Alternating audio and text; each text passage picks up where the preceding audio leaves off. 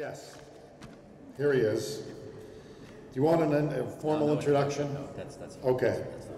This is Dr. Phil Kantoff. Thank you. That was a hard one to follow. That's hard. I'm going to keep my remarks very brief because Mike said I would get a cross-check if I don't keep my time under 5 minutes. So I want to thank everybody for coming today. I want to acknowledge Faye, who just does a terrific job in increasing awareness. The amount of energy that she puts into this all year round is just phenomenal. So what I'd like to do for a few minutes, I'm going to walk over here if it's okay with you, and just talk about prostate cancer and talk about what I consider at the 30,000-foot view the important issues surrounding prostate cancer, which will set up our other speakers afterwards to talk about imaging. So I want to talk about two big issues in prostate cancer. Next slide, please. A little bit of facts. You've heard them. I'm going to present them in a different way. Prostate cancer is the most commonly diagnosed cancer in men in the United States. It's anticipated this year there will be 240,000 men diagnosed with the disease. As you've heard before, 1 in 6 men will develop prostate cancer. It's also the second leading cause of cancer death in men. 34,000 men will die of this disease this year. Now, there's been a lot of ambiguity about screening. Maybe not heard it today, but let me tell you what my viewpoint on this is, and that is that PSA screening detects prostate cancer earlier, in fact about 10 years earlier, and unambiguously to me, screening with PSA reduces mortality from prostate cancer between 20 and 40%, which is enormous. It's actually a more powerful tool than mammography.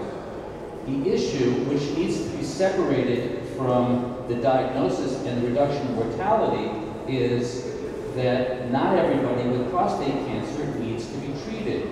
The diagnosis of prostate cancer has led to overtreatment. Perhaps, I think Faye mentioned this, as many as 50% of men who are diagnosed with prostate cancer do not need treatment.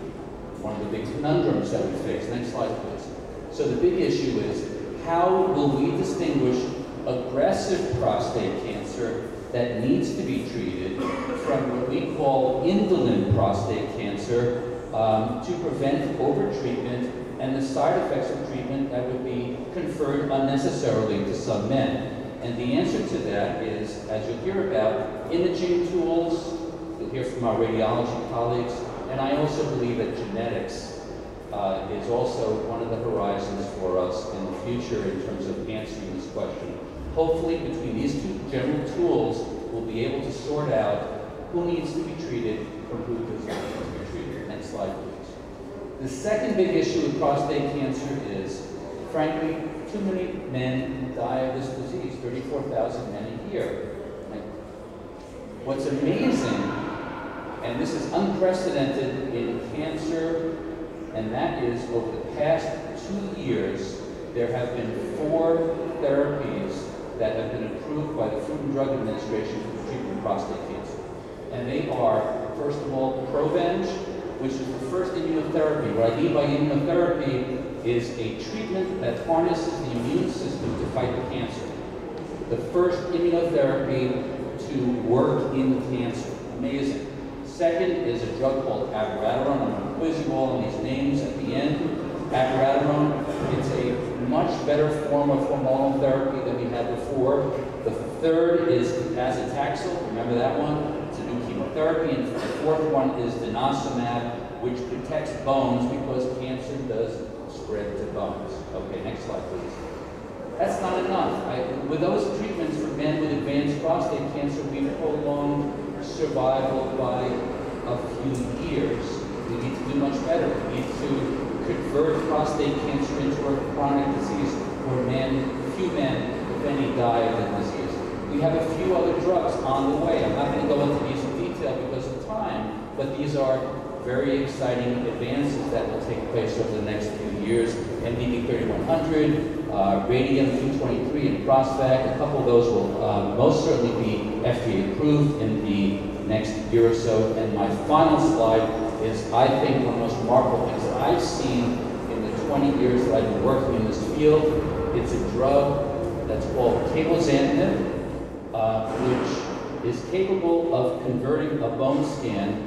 A bone scan is a way of imaging, you'll hear from my radiology colleagues, a way of imaging bones and the presence of cancer in those bones. All these black spots represent bone metastasis, spread of prostate cancer to bone. After 6 weeks of giving this drug, you see a bone scan that looks like this. You see the eradication of the cancers in the bone in a matter of 6 weeks. And this is a reproducible phenomenon, as you see, in multiple patients. 80% of patients that are treated with this drug will have this clearance of bone scans in a matter of 6 weeks. It's a tough drug to give, and this is why research is so important. We have to be able to make this remarkable drug into a useful drug that can be administered to patients safely. So on that note, I'm going to stop my, no cross-check for me? Okay. Very good. All right. Kept in time. Thank you very much, everyone. Thank you, Dr. Kantoff. It's